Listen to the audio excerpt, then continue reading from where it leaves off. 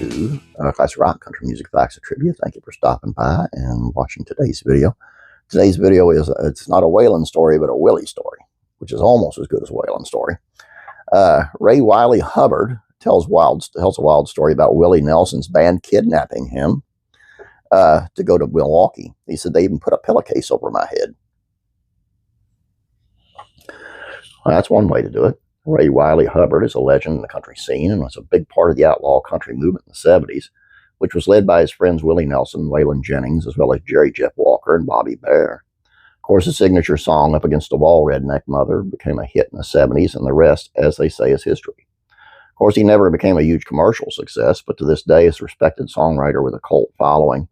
More recently, he's written songs for the likes of Whiskey Myers, Hayes Carl, and Eric Church. He's been around for a long time and has so many great stories about knowing Willie in his prime, and he told one during an appearance on the Drifting Cowboy podcast that is so on brand for Willie and his wild crew back then. Of course, it involves his best friend, right-hand man and drummer Paul English, as well as his tour manager Pootie Locke and Michael Gene Schroeder. Ray recalled his phone ringing at 3 o'clock in the morning, and it was Paul calling to be let into his place. He was not interested in hanging out at the time, but after a lot of insisting, he gave in. They wanted him to come with them to a beer fest in Milwaukee, though Wylie already had other plans. He was supposed to take a girl he was trying to sleep with who loved the Eagles to a concert because he felt he was guaranteed to get lucky if he did. He said it's about 3 o'clock in the morning and starts buzzing. So I go up and I was probably awake. I go, well, who is it? And the voice goes, it's Paul English with Pootie Locke and Michael Gene Schroeder. Let us in. I'm going, I'm not going to let you in. They go, come on, man, let us in. I go, no. And they say, go, and they go, come on. So against my better judgment, I let them in. So they get up and I say, what's going on? And they said, well, we're going to meet Willie out in Garland on the time two. That was his first bus. We're going to Milwaukee to a beer fest. Come on with us. And I said, man, I can't. I got tickets to the Eagles, and this girl I'm trying to sleep with loves the Eagles. And so if I take her to the Eagles, it's guaranteed. And they go, oh man, you don't want to see the Eagles. They sound just like their records. Well, they just wouldn't take no for an answer, so they decided to kidnap him, dragged him out of there.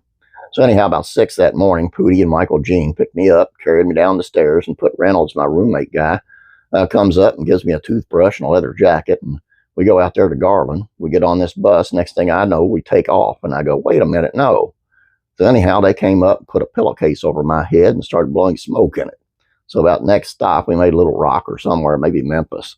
I get off, I got to call the girl, and I say, hey, I'm not going to be able to take you to the Eagles tonight. And she goes, where are the tickets? They're upstairs. I'm going to go get them.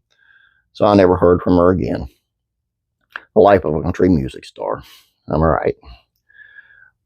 On the route back, he realized his friend Jerry Jeff Walker was playing at a stop on the way and demanded to be let out there to hang out with him. And in this time, they followed his wishes. But anyhow, so we went to Milwaukee to a beer fest, and then it's so weird. We were coming back from somewhere, Chicago. I don't know where Milwaukee is. They were trying to mess with me a lot, but Jerry Jeff Walker was somewhere, and I said, let me off here. I'm going to go hang out with Jerry Jeff. Who else on earth can say they got kidnapped by Willie Nelson's band? Honestly, Paul English was not one you could really say no to, so let's give him props for trying. But what a story. Outlaw country, man. I love it. I love the stories. Some to dig overboard. He didn't really have to go, but that's how they went a little overboard. I love these stories, man. I hope you guys do as well. Please share these out if you got friends who are interested, who you think might be interested. Please subscribe. If you have not yet, please like this video. I'd appreciate it. Have a great day, guys. God bless you. I'm praying for you.